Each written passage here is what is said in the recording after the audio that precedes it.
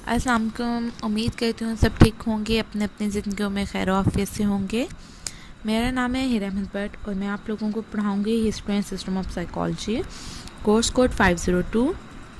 Lesson 24, gestalt school and dynamic psychology. Further हम इसमें पढ़ेंगे कर्ट लेविन की थेरी, उसकी परसेप्शन क्या थी गेस्टॉर्ट स्कूल ऑफ साइकोलॉजी के बारे में, और डायनामिक साइकोलॉजी क्या थी। लेविन 1890 में वो पैदा हुए थे और 1947 में उनकी डेथ हो गई थी। 1932 तक उनका जो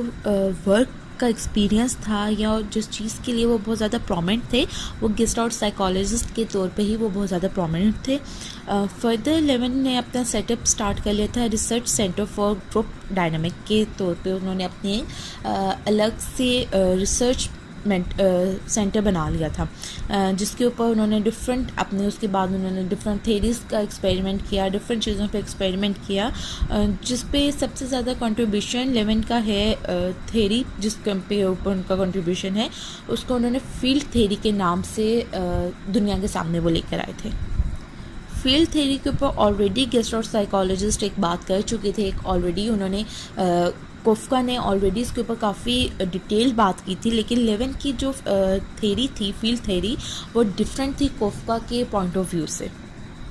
लेविन की थेरी के अकॉर्डिंग जो हमारी फील्ड होती है, जैसे कोफ्का ने अपने फील्ड एक्सपीरियंस की बात की थी, लेविन ने कहा कि जो हमारी फील्ड होती है वो हमारे इन्वायरमेंट के इर्द के जो लोग होते हैं,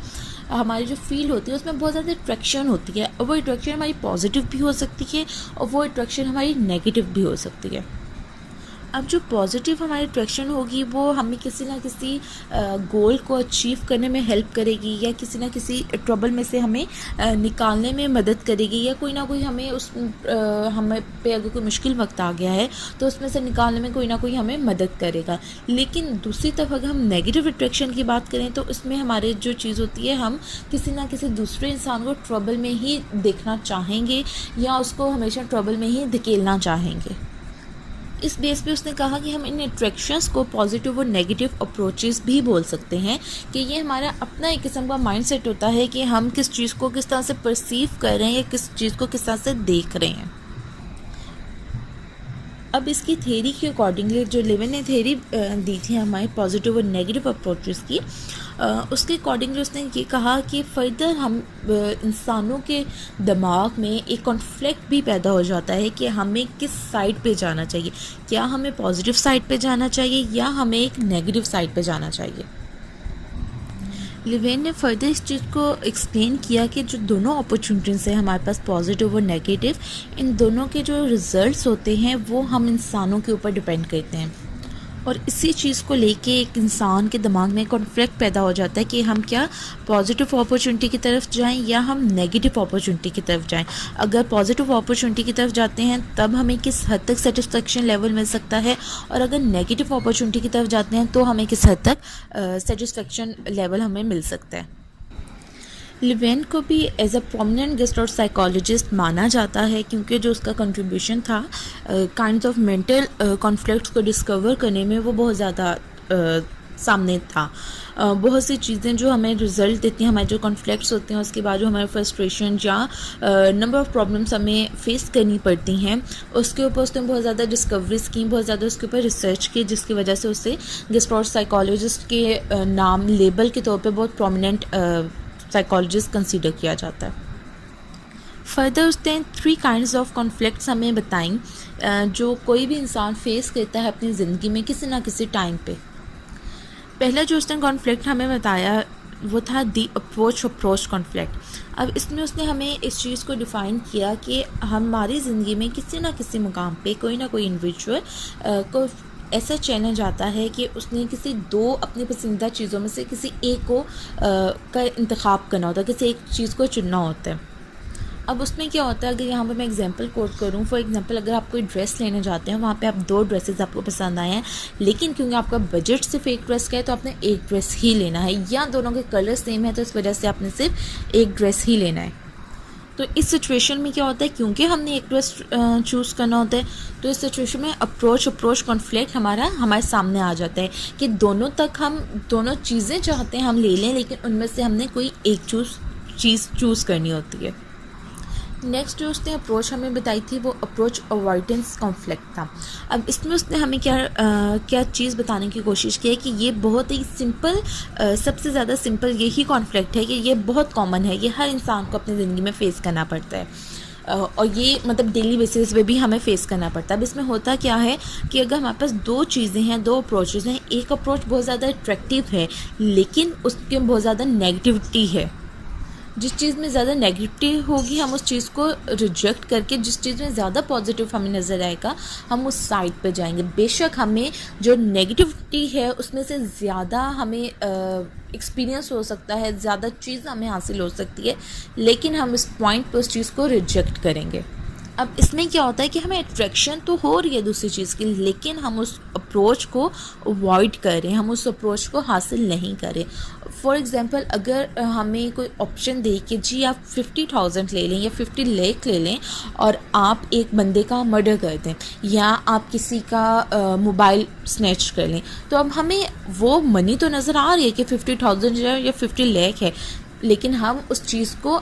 अनएथिकली कंसीडर करके उस चीज़ को हम साइड पे रख देंगे, उसको हम अट्रैक्शन को, मनी अट्रैक्शन को हम अवॉइड करेंगे और हम अपना सेफ जोन को सिलेक्ट करेंगे, क्योंकि ये चीज़ हमारी सोसाइटी में एथिकली एक्सेप्टेबल नहीं है कि आप किसी का मोबाइल स्नैच करके मनी हासिल करें या किसी का मर्डर करके आप फेमस हो जाएं या मनी आप लोग हासिल कर लें। ये हमारी सोसाइटी में एथिकली नहीं है, इस वजह से हम इसको अनएथिकल करके, बेशक इसमें से हमें जितनी मर्जी अट्रैक्शन आ रही है, जितनी मर्जी हम अप्रोच कर सकते हैं इस चीज़ को, लेकिन हम इसको अवॉइड करते हुए अपने सेफ जोन वाली साइड पे मूव कर जाते हैं। थर्ड उसने हमें जो कॉन्फ्लिक्ट बताया था वो अवॉइडेंस कॉन्फ्लिक्ट था। अब इसमें उसने हमें किस चीज़ को बताया है कि हमारे पास जो ऑप्शंस होती हैं वो दोनों ही ऐसी होती हैं कि हमने दोनों को चूज़ नहीं करना होता, हम दोनों को अवॉइड करना चाह रहे होते हैं, दोनों से जान छुड़वाना चाह रहे होते हैं। एक ऑप्शन में ये होता है कि अच्छा हम वो थोड़ी सी बेटर होती है तो हम उस चीज़ को अडॉप्ट कर लेते हैं, हालांकि हमने दोनों को छोड़ना होता है। इसकी उसने एग्जांपल फर्दर ये कोट की कि अगर कोई इंसान बीमार हो जाता है, उसे दवाई खानी पड़ जाती है, वो दवाई बहुत कड़वी होती है, तो वो कड़वी दवाई खाना नहीं पसंद करेगा, वो अवॉइड कर होता है कि वो किसी तरह से ऐसे ही ठीक हो जाए। लेकिन जब बीमारी बहुत हद तक बढ़ जाती है तो एट द एंड उसको वो दवाई खानी ही पड़ती है, वो चीज़ को एक्सेप्ट कर लेता है एट द एंड कि जी मैं दवाई खाऊंगा तो मेरी बीमारी ख़त्म होगी और मैं ठीक हूँगा। अब इसमें हमारा माइंड कॉन्फ्लिक्ट कर रहा होता है दो चीज़ों के अंदर कि हमने दोनों चीज़ें ही अवॉइड करनी है। अगर हम कड़वी दवाई है वो हमें खानी है, और अगर हम कड़वी दवाई वो नहीं खाएंगे तो हम इसी तरह से बीमार रहेंगे, अगर हम खाएंगे तो हम ठीक हो जाएंगे। अब इन सारी चीज़ों में हमारा माइंड क्या है, हम करना दोनों काम नहीं चाह रहे, हम चाह रहे हैं हम ठीक भी हो जाए और हमें दवाई भी ना खानी पड़े, और हम चाह रहे हैं हम लॉन्ग आफ्टर बीमार भी ना रहें और हम दवाई खा भी लें। इसमें हमारा माइंड क्या हो रहा है, हमारे माइंड में एक गैप आ रहा है, हम कॉन्फ्लिक्ट कर रहे हैं दो अप्रोचेस के थ्रू। लिवेन ने ये 3 थेरीज बताई थी, ये थी कॉन्फ्लिक्ट्स की काइंड्स बताई थी जिसके ऊपर जो हमें ज़िंदगी में किसी ना किसी पॉइंट पे फेस करने पड़ते हैं, जो ऑलमोस्ट हम डेली बेसिस पे ही अक्सर कुछ चीज़ें हैं जो हम फेस कर रहे होते हैं। फर्दर उन्होंने कुछ कंट्रीब्यूशंस थे उनके जो उनके बहुत ज़्यादा फेमस भी कंसीडर किए जाते हैं। थ्योरी ऑफ लीडरशिप के ऊपर उनका कंट्रीब्यूशन था जो उन्होंने वर्कआउट किया था एक यूनिवर्सिटी ऑफ लोवा में।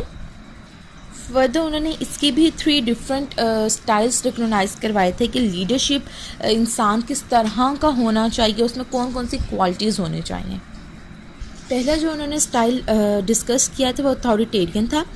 इसके नाम से पता चल रहा है कि अथॉरिटी आपके पास होगी बहुत ज़्यादा। इसमें जो स्टाइल को उन्होंने लीडरशिप स्टाइल को उन्होंने इसमें डिस्कस किया था उसमें ये था कि एक इंसान जिसके पास अथॉरिटी है वो अपनी अथॉरिटी को अपने तक ही रख कर चलना चाहेगा, वो बहुत कम अपने अथॉरिटीज़ को या अपनी पावर्स को दूसरों के साथ शेयर करेगा या दूसरों से उसके बारे में बात करना चाहेगा।